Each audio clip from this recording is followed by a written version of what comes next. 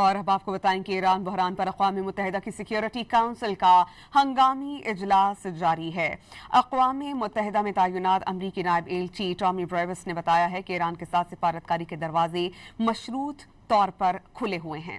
اقوام متحدہ کی سلامتی کونسل کے ایران بحران پر خصوصی اجلاس میں امریکی نائب ایلچی نے کہا کہ ایران سے مذاکرات امریکی شرائط پر ہی ممکن ہیں۔ ایران کا شہری انفراسٹرکچر پر الزامات لگاتا ہے۔ اگر ایران شہری تنصیبات یا جہازوں کو نشانہ بنائے گا تو امریکہ اس کا جواب دے گا۔ اقوام متحدہ میں چین کی ڈیپٹی سفیر سون لی نے امریکہ اور ایران میں کشیدگی کے فوری خاتمے کا مطالبہ کیا اور امریکہ اور ایران نے مفاہمتی یادداشت میں ایک دوسرے کی علاقائی خود مختاری کے احترام کا وعدہ کیا ہے۔